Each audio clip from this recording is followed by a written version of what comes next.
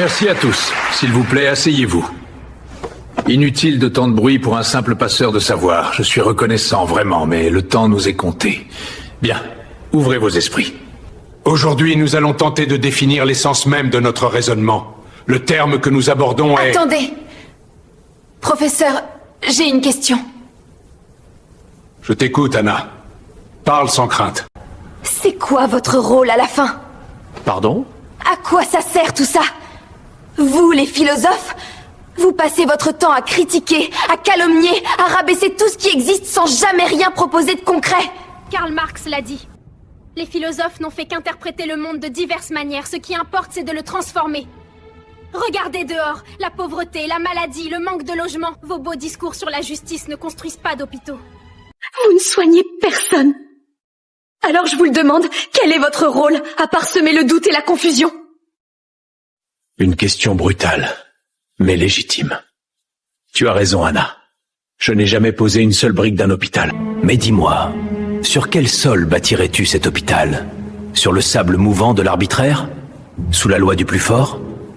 Si tu peux te lever aujourd'hui et me critiquer sans risquer ta vie, ce n'est pas grâce à un maçon ou un ingénieur. L'abolition de l'esclavage, les droits de l'homme, ce sont des fruits philosophiques. Comme disait Saint-Just, le bonheur est une idée neuve en Europe. Nous ne construisons pas les murs, Anna. Nous construisons les fondations invisibles qui empêchent le toit de s'effondrer sur vos têtes.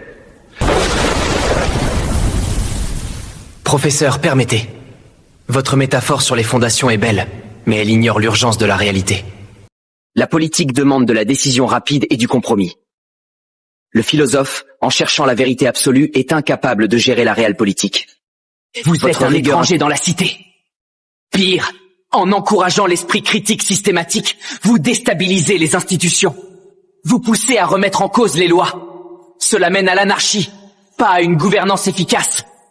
L'esprit critique est-il un danger, Kaito? Il est en réalité la seule protection contre la propagande et le populisme. La philosophie apprend à ne pas être un mouton. Regardez Hannah Arendt. Elle a analysé le totalitarisme pour empêcher que l'histoire ne se répète. Saper et Aude ose savoir. C'est joli, très poétique. Mais le monde a besoin de changements réels, pas de leçons d'histoire sentimentale. Reine, je me demandais quand tu interviendrais. Soyons réalistes 2 minutes. Primum vivere, deum philosophari. Vivre d'abord, philosopher ensuite. Dans notre société, professeur, votre matière est improductive. Elle ne génère aucun brevet, aucune richesse. Ça ne fait pas tourner l'économie. Vous êtes le grain de sable qui grippe la machine de la compétitivité.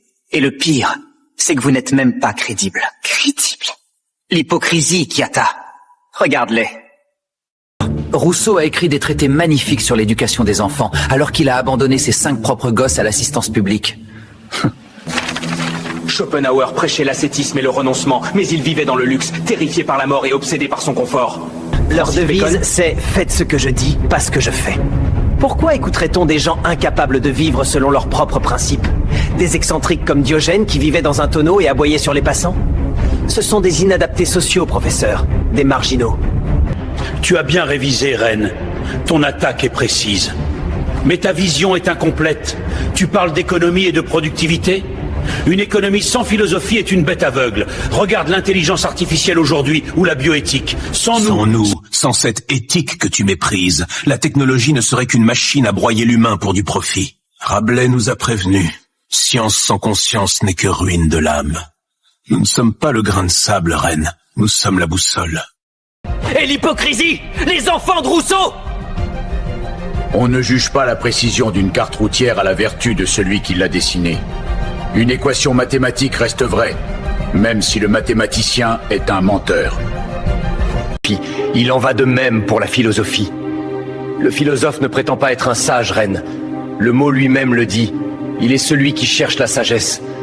Nos failles, nos erreurs, elles ne font que prouver à quel point l'idéal est difficile à atteindre. Et quant à l'excentrisme, quant à Diogène dans son tonneau, tu appelles ça de la folie? Quand Alexandre le Grand, l'homme le plus puissant du monde, s'est penché sur lui, Diogène a répondu « Ôte-toi de mon soleil !» Notre rôle n'est pas de vous plaire, ni d'être rentable. Nous sommes les sentinelles. Nous veillons quand la cité dort, Nous analysons les ombres, pour empêcher que vos certitudes ne deviennent des prisons. Et que la tyrannie ne s'installe sous le masque du progrès.